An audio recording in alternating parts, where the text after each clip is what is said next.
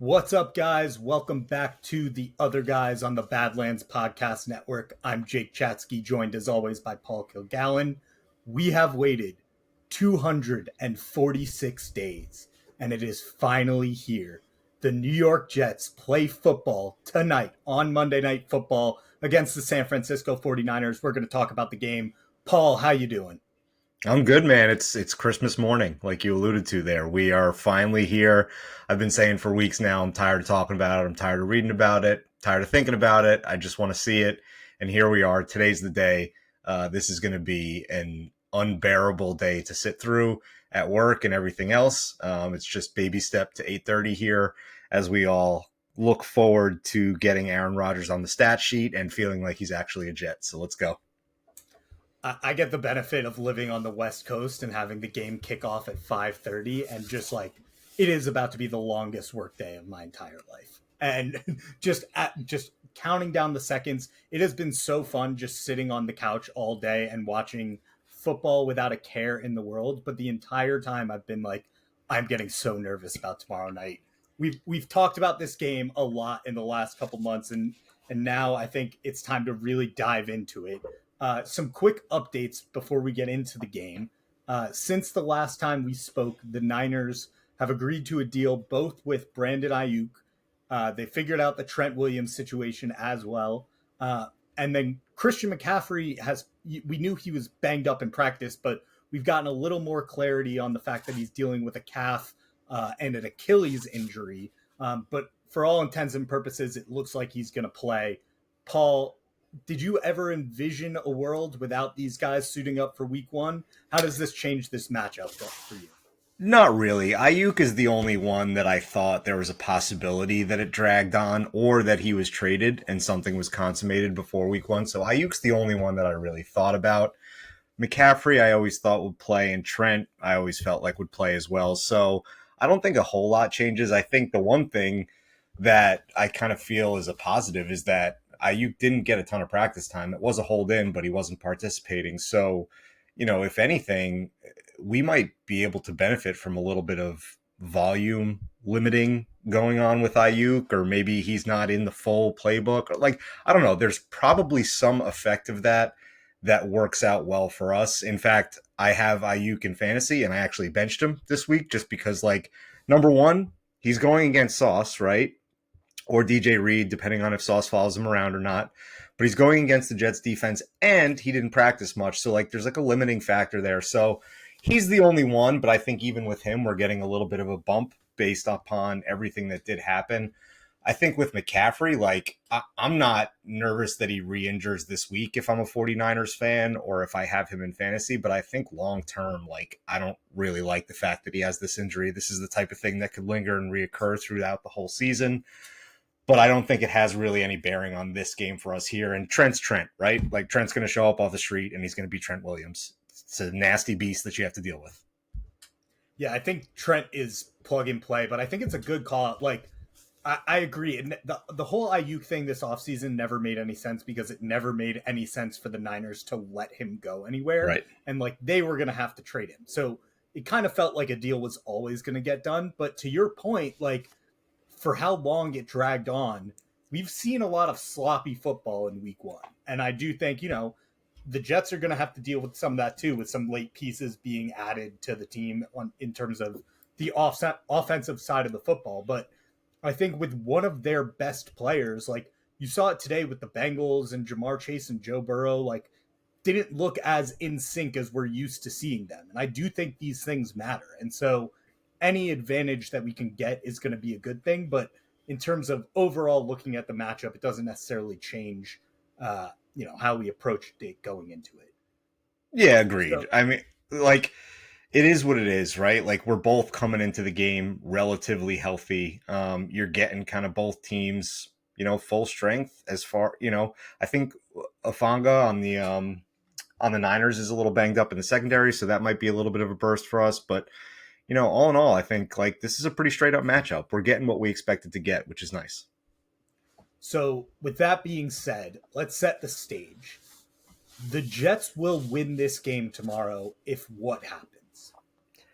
So I thought long about what I wanted to say for this, and I hate to give this answer because I feel like it's kind of a cop out, but I feel like the Jets win this game if the Jets are who we think they are, right? Like, to borrow a line from Lovey Smith there, or Denny Green rather, um, like, if Aaron Rodgers is Aaron Rodgers, then I, I've kind of always been of the mind that this is not only a winnable game, but it's a likely winnable game.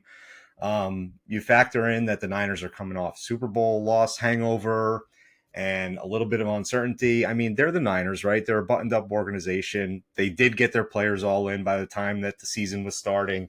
They do have a better coach. And you usually try to go to like better coach, better quarterback, right? I think we have the edge on quarterback if Aaron Rodgers is Aaron Rodgers.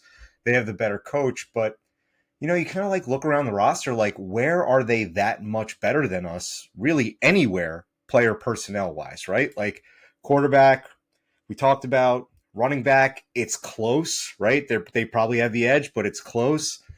Wide receiver one, maybe they have the edge for now, but it's close. Tight end, they probably have the edge, but it's not as far as some people might think.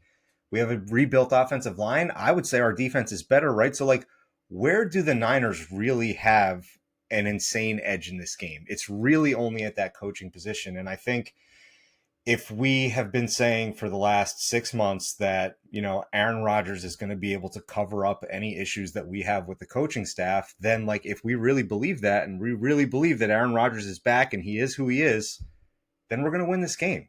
And I'm not I'm nervous because it's week one and we haven't seen the Jets play and we haven't seen Aaron Rodgers complete a pass as a Jet, but I'm not going into this game like, oh my God, we might get the shit kicked out of us on national television, like I have felt for the last 10 years, pretty much every time we're on national television, right? So this is like, I think if they are who we think they are, they're going to win this game. And I don't want to convey the inverse when I say that. Like, I don't mean that if they lose, that they're not who we think they are, right? They could still, like, maybe they get off to a slow start. Maybe they have to knock some rust off. But I think, like, if they're ready and they are who we think they are, they're going to win this game. So, cop out answer, but that's kind of where I'm at. So I was with you in like trying to figure out a way where I could phrase this where it wouldn't necessarily be a cop out answer. And I still think it's going to be somewhat of a cop out answer. But the Jets will win this game if they can play with a lead. And by that, I mean, not necessarily like, oh, yeah, obviously, if they score more points, they're going to win the game. That obvious, like, that's what I'm trying to avoid here. But what I really mean by that is I feel like we have seen these Jets teams get into rhythms where the defense is keeping them in the game for 90% of the time. They do have a chance to win it, but it's the offense is picking up the slack. And I think especially if you're going up against this San Francisco team, who Kyle Shanahan can dominate the game clock and really scheme you up. But when you have Brock Purdy back there at quarterback, and you have this Jets D that has been lauded and hyped up all offseason, you want to put them in a position where it's all right, we've given this defense a chance to close it out. You know that they're going to have to pass the ball in late game situation. Put the game on Brock Purdy's shoulders and have him try and beat the Jets defense. Again, not to say the inverse isn't possible, where like if the Jets are down 3 to 6 points in a close game in the fourth quarter, I'm going to have way more confidence in this team than any other team I've watched in the last 10 years. And that has everything to do with the man under center. But in terms of like, if I'm envisioning a game script where the Jets are coming away with a win at the end of the day, it's not necessarily one final drive with Rodgers to put them over the edge to win this game. It's the defense making one final stop to maintain a lead that the offense has built and really controlling the direction of the game by forcing San Francisco's offense to manipulate to the way you've scored, not the other way around. Yeah, no, it's a great point, Jake. Like, getting off to a fast start and making the other team fight back for once would be such a breath of fresh air for us. Not needing to get a strip sack late or an interception late to get the ball in the opponent's territory and get an easy 3 or 6 at the end of the game to go up. Like, all of that, it would be such a change of pace for us. And when you lay it out that way, I think it's a really good point. Like, if we can put it to them early, if we can hit Brock Purdy in the mouth early and get them on their heels and make them play catch up the whole game and make them chase, that's a good position for us to be in. So I mean, we're already excited just talking about this game. I've been hyped up thinking about it, and so let's start to key in on specific phases of the ball. Uh, we'll start with the offensive side. To me, like one specific matchup that I'm immediately going to be watching is just this new look offensive line. We've added 3 new starters on the offensive line. They've got an insane test in the first week going up against San Francisco's defense, Nick Bosa. I'm really excited to see like Tyron Smith. We haven't really seen much game action from him. In terms of putting together like an entire 4 quarters in a Jets uniform. Really excited to see the new interior of the line. Excited to see Tippmann. Like obviously he had his struggles in the preseason, and now it's like we're in the main deal. I'm just excited. Like we've been talking about this unit on paper all off season, and now it's the real show. So when the ball's getting snapped next season, or next season, tonight, when the ball is getting snapped, I'm going to be looking at those guys first and foremost. What's one matchup you're looking forward to on the offensive side of football? Yeah, I'm going to go with a sexy one. I'm going to go with Charvarius Ward versus Garrett Wilson / Aaron Rodgers, right? Because Charvarius Ward disrespected Garrett Rodgers a little bit, and not that he's not in a position to do so. He had a great year last year. I think he made a Pro Bowl. He's a good player. He's been in the league 6 or 7 years now. He's had a lot of success with Kansas City and with San Francisco, and Garrett Rodgers is in his 3rd year, and he's put up some impressive numbers with pretty much nobody playing quarterback. But he hasn't ascended to where saying Garrett. I know you keep saying Garrett Rodgers, and it's just making me laugh. I know you mean Garrett Wilson, but yeah, it's both of them. I didn't even notice that I was doing that. The team of Garrett Rodgers together.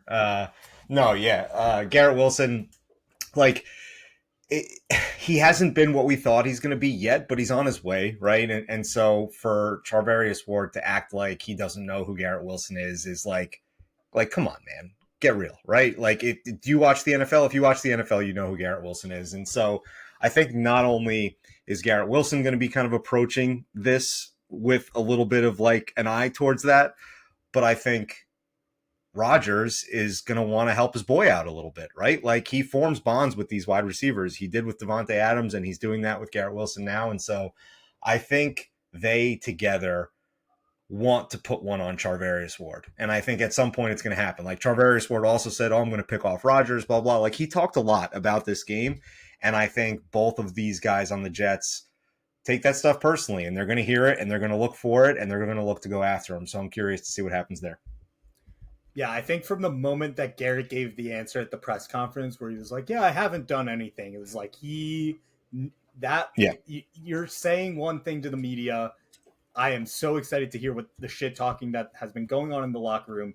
And I guarantee there's maybe and maybe not. Maybe Garrett's not this type of player. That's not who he is. But I think Rodgers is, where after the game, if you're right, if the Jets pull off a dub and Garrett has 100+ yards and a touchdown on Charvarius Ward, I think there's going to be some very loud public shit talking that occurs after the game. So yeah, Garrett Wilson to point out. Wilson won't do it, but Rodgers will. Rodgers will he'll make like a tongue-in-cheek sneaky joke in a press conference and then like smile out of the side of his mouth and look at the camera, like break character, like he's in the office or something. That I could see happening. Yeah, there'll be I wonder if he knows who he is now type of comment for sure. What about on the other side of the ball? Is there a defensive matchup that you're looking at? Yeah, so I think I think I'm curious to see if Sauce is going to travel with Ayuk, and I think a lot of that is going to depend on how much Ayuk is playing and whether or not Ayuk has some success early. I think I talked about it with Connor last week that like it'll be interesting to see how early the Jets pull that move, because I think we think it might happen at some point this year. But I don't know if it's game 1, right? And so I'm not going to really list that as the primary one. I'm interested to see what happens there, but I think primarily I'm focused on the D-line. Without Hassan Reddick, they're going to be the ones that are going to have to make up some ground here. And I want to see who's getting the most edge reps in his place. I wonder if it's going to be Will McDonald. I wonder if it's going to be one of the younger guys. I wonder if it's going to be Tack McKinley. And then you have these two guys that are former high draft picks for the Niners, who I think probably want to get something done in this game, right? In Saul Thomas and in Javon Kinlaw. So I'm curious to see how the rotation shakes out there. Does Trent have any rust? Like, I don't think he's gonna, but like, does Trent have any rust from not practicing much? And so I think that defensive line matchup, and can you get in Brock Purdy's chin early and knock him around a little bit and make him nervous and start to make him move around the pocket some more? Because we've seen him, like, look, he's played really well and he's played above his draft status, but like, I've also seen games where if you get to him early, he gets pretty inaccurate pretty quickly. And he's fortunate to have a group of really good receivers who have a great catch radius and can typically bail him out. But he can get a little fluttery with the ball if you hit him early. So I think that's going to be important to establish early. How about you? Yeah, I mean, I think you nailed the key ones in terms of like everyone's excited to see whether or not Sauce is going to travel. I agree with you that I don't think he will, at least not for the entire game. Everyone's obviously going to have eyes on the defensive line, especially Hassan Reddick and his agents, and I think like either way the game goes, it could end up facilitating an end to the situation one way or another. I swear to God, I start talking about Hassan Reddick and my dogs go nuts. But I do think it could facilitate an end to the situation one way or another. If the Jets are out there and like getting a shit ton of sacks and it's like, maybe we don't need you, I think he's going to turn to his agent and be like, get this deal done. I'm tired of missing reps. Get me on the field. Conversely, if the Jets' defensive line sucks, it's going to increase his leverage to the point where maybe Joe Douglas feels, all right, maybe I do need to come up to this guy's number and we got to get something done. So I hope that meaningful games and meaningful snaps, when all indications have been that the deal is getting closer and closer, pushes this over the edge in either direction one way or another, with the team being forced to do something they don't want to do, or the player realizing like, hey, they're doing just fine without me. I better get my ass out there and start cashing these game checks. So I'm excited to see that for sure. One more that I've had an eye on, and I don't necessarily know. I mean, this is a defensive scheme thing, but the Niners do a lot of those two weapons in the backfield looks with McCaffrey and Debo, and I'm interested in how those Jets address those matchups. Is that Quincy Williams making his All-Pro worth it by matching up with McCaffrey and taking that on for most of the game? Is it Michael Carter making his new contract worthwhile and matching up with Debo when he slides into the backfield and looking at those looks? I'm curious, like, the Niners do so many different things formationally that Robert Saleh has a keen insight into. I'm really interested, especially in that middle of the defense, which isn't necessarily our strong suit, how we match up with them there. Yeah, or does Chuck Clark or Tony Adams sneak up into the box a little bit to help out? It's a good call out. All right. One last thing before we dive really, really granular into this game. We're recording this right now in the middle of Sunday Night Football. It's the halftime right now. We've watched a lot of football this week. Paul, is there anything, and not to say week one is the biggest time for overreactions, so let's lean into that a little bit. Is there anything immediately that you've learned from week one that you want the Jets to apply to Monday Night Football? Have we learned anything? I'm not sure. I know for a fact that, the Jags did Jags things and the Cardinals did Cardinal things and the Bengals did week one Bengals things, and they all fumbled the bag against AFC East teams, which was disappointing to see. I think none of the AFC East teams looked that good. You saw Josh Allen do what he does down at the goal line and punch it in a few times.